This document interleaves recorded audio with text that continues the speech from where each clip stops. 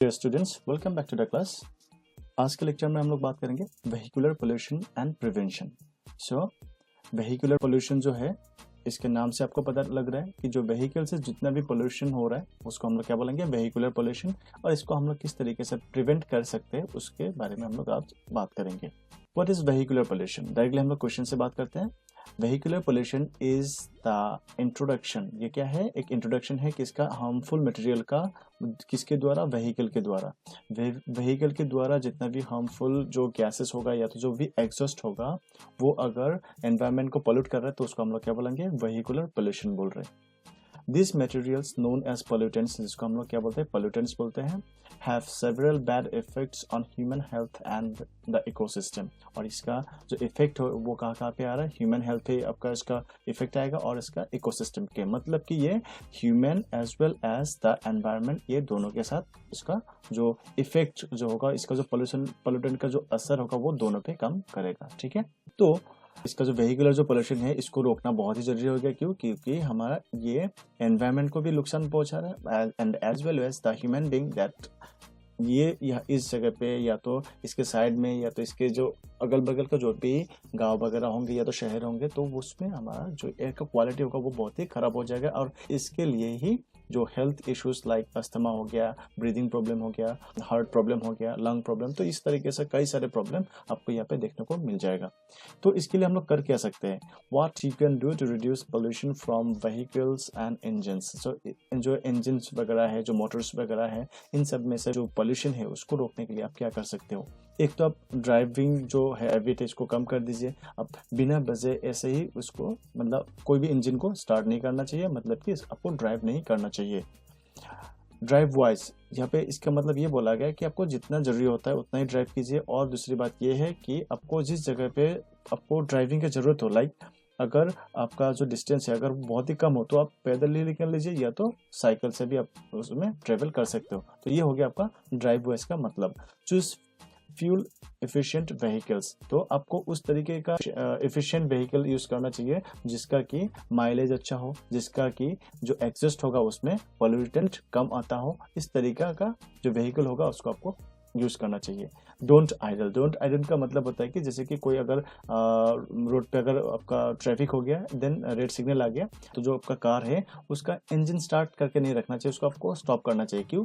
क्योंकि आजकल उस तरीके का टेक्नोलॉजी आएगा जो कि आपका इंजन को स्टार्ट करने में एफिशिएंट होता है, ना कि उसको आप कंटिन्यूअस टाइम, बहुत टाइम तक उसको चला के रखे। वो नहीं करना चाहिए। आपको क्या करना चाहिए? अगर रेड लाइट आता है देन आपको you have to switch off the engine होगा, उसको आप क्या कर दीजिए? स्विच ऑफ कर दीजिए।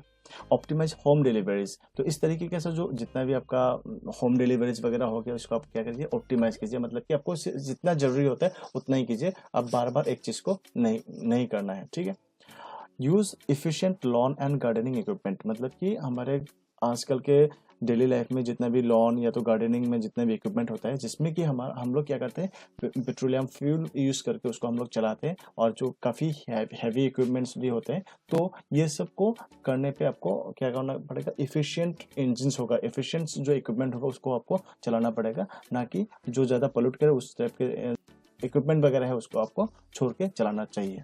तो इस टाइप का आपको काम करना पड़ेगा कि जितना भी आप इंजन वगैरह यूज करें वो एफिशिएंट हो। क्या efficient? Fuel efficient as well as pollution efficient, मतलब कि वो ज्यादा पोल्यूशन ना करे। ठीक है, मतलब कि that has to be eco friendly और एनवायरमेंटली फ्रेंडली।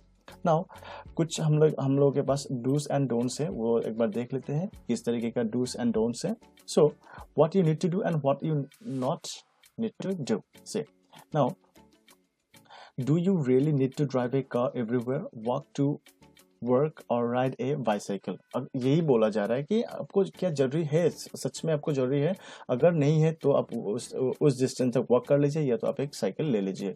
तो एक तरह का ये हो गया।